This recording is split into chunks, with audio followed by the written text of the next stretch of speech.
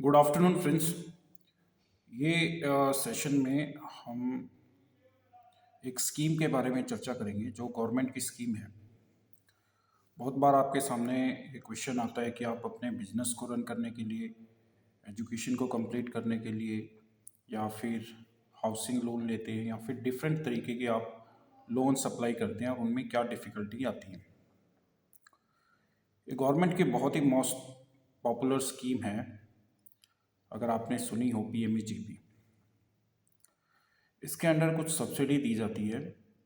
ये जो मुद्रा लोन की स्कीम्स आपने सुनी हो, उससे थोड़ा सा डिफरेंट है पीएमईजीपी, क्योंकि मुद्रा लोन में आपको सब्सिडी नहीं होती और पीएमईजीपी में आपको सब्सिडी होती है।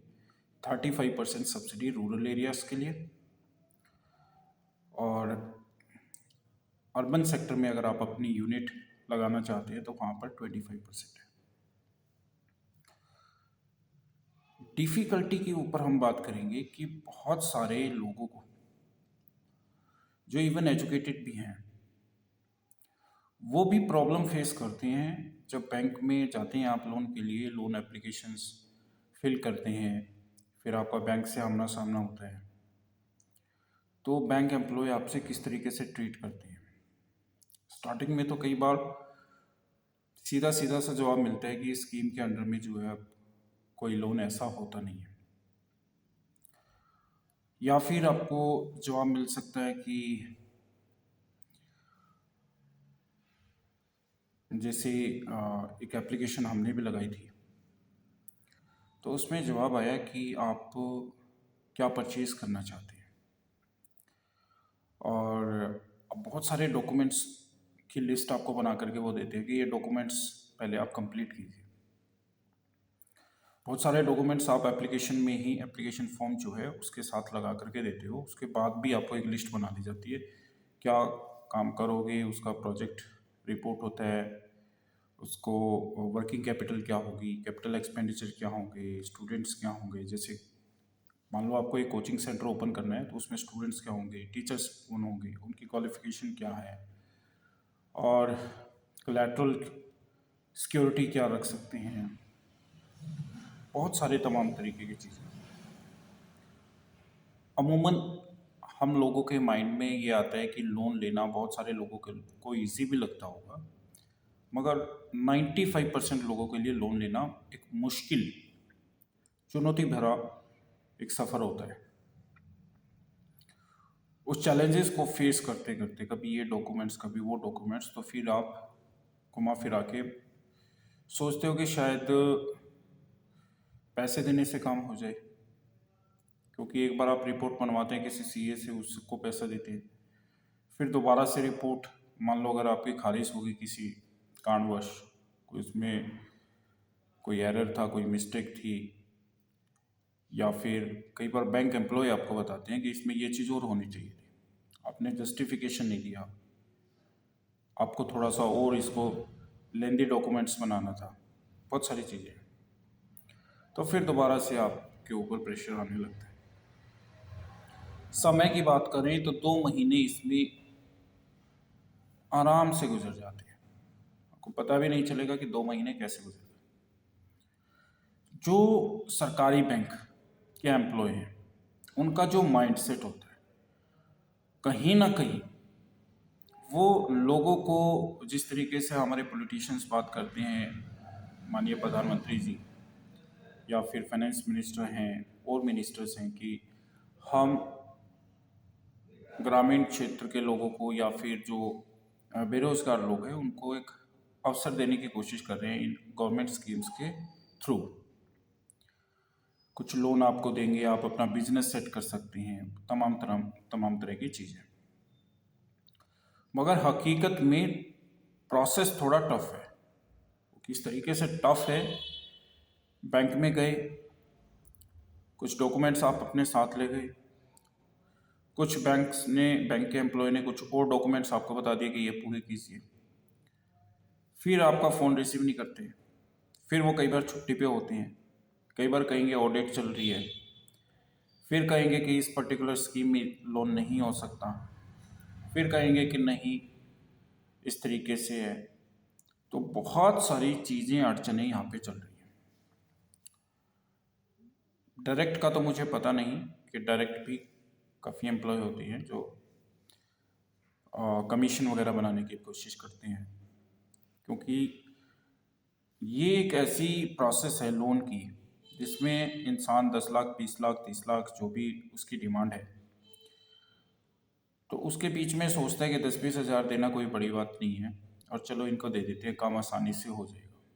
फाइल पास करवाने के, ट्रांसफ़र करवाने के पैसे देने पड़ते हैं, क्योंकि चैलेंजेस इतना हो जाता है, चैलेंज फेस करते करते और टाइम चला जाता है, फिर कोई तरीका बचता नहीं। हाँ, अगर आपके पास पेशेंस है, अगर आप प्रोसेस को जानते हो और प्रॉपर आप स्कीम्स के नोटिफिकेशन को पढ़ते हो डिटेल्स में, और अगर आप उनके सीनियर अधिकारी तक पहुंच रखते हो या फिर कहिए कि वहां तक जा सकते हो, ठीक है, अगर आपके साथ ऐसा होता है तो फिर हो सकता है आपका लोन बिना कमीशन के भी हो जाए, ठीक है। जिस तरीके का एक माहौल इन्होंने क्रिएट कर रखा है बैंक्स ने, मुझे ऐसा लगता है कि उनमें एक ऐसी फीलिंग आ जाती है बैंक में बैठने के बाद कि they are not employ, they are the master of the society, और वो जो चाहेंगे वही करेंगे। वो वाला एक माइंडसेट लेकर के वो लोग चलते हैं, और बहुत सारे लोग अनाप शनाप पैसा भी इसमें कमा रहे होते हैं सैलरी के अलावा। इस प्रोसेस में कई बार आपका लोन्स रिजेक्ट भी होता है, डिले हो जाता है, तो ऐसी सिचुएशन में जो है आप कमीशन देने की कोशिश करते हो और वो उनकी पॉकेट में डायरेक्ट जाता है। मुझे लगता है कि प्रोसेस ही इंडिया के अंदर बहुत सारे, मतलब बैंकिंग में तो खासकर एक करप्शन जरूर है, एक उच्च लेवल का करप्शन जिसको कहें, हल्का फुल्का नहीं, उच्च लेवल का करप्शन है, क्योंकि फाइल्स, बड़ी बड़ी फाइल्स होती हैं, काफ़ी रिक्वेस्ट जो होती है लोन की काफ़ी रहती है, और लोगों को पता नहीं होता है, नॉलेज नहीं होती है कंप्लीट नॉलेज स्कीम्स के बारे में, तो उनको bank employ, bank managers, loan manager, deputy manager ये सब धर लेते हैं।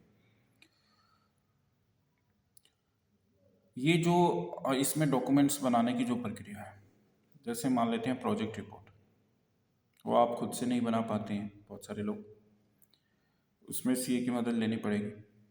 फिर वर्किंग कैपिटल क्या है उसका जस्टिफिकेशन देने के लिए आपको कोई ना कोई हेल्पर चाहिए। फिर आपसे तमाम तरह के क्वेश्चंस कि आपको लेटरल सिक्योरिटी क्या देंगे। कई बार वो क्लियरली बताते ही नहीं है कि इतना लोन आप अगर अप्लाई करेंगे इतने लोन के लिए तो वो आपका बिना कोलेटरल हो सकता है। तो कोलेटरल के उसमें झंझट में ऐसा फंसाने की आपको कोशिश करते हैं कि शायद ये इंसान अपनी एप्लीकेशंस को लगा ही नहीं, मतलब ये फाइल को कैंसिल आउट कर दे। तो हालांकि ये चीज़ें असंभव तो नहीं है मगर डिफ़िकल्ट ज़रूर है।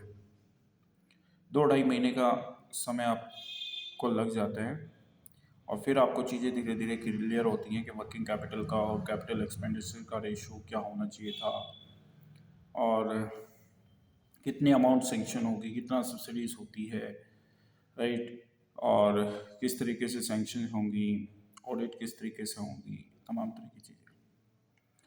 तो मुझे लगता है कि people are not aware about these schemes, and if they are aware of the schemes, then they are not well versed with the features, requirements, eligibility क्या हैं, बहुत सारी चीज़ें होती हैं तो जिसमें हम चक्कर में फंस जाते हैं। तो कोशिश करें अपनी तरफ से, या फिर उन लोगों से मदद ले सकते हैं जिन्होंने लोन पहले से अप्लाई किया हो और उनका लोन पास हो। ऐसे भी बहुत सारे एग्जांपल आते हैं जिनमें आप मैनेजर्स के साथ साठ गांठ होती है, आपकी कोई फ्रेंड होते हैं आपके, या फिर फ्रेंड बना लेते हैं आप, पैसे दे करके भी कई लोग बना लेते हैं, तो उनकी फाइल्स जो है इजीली आसानी से क्लियर हो जाती हैं। जिनके नहीं होते उनको टाइम तो लगेगा ही। तो ये करप्शन वाला सिस्टम जो है लगातार इंडिया के अंदर चल रहा है। शायद ही ख़त्म तो होगा ही नहीं, थोड़ा बहुत कम हो जाए तो बहुत बड़ी बात है। इस रिगार्डिंग मैंने एक वीडियो आपसे लास्ट टाइम शेयर किया था। कंप्लेंट वगैरह भी बीच बीच में करनी पड़ती हैं। जो एजुकेटेड लोग हैं, जो ज़्यादा परेशान हो जाते हैं, तो कंप्लेंट कर देनी चाहिए एक आध,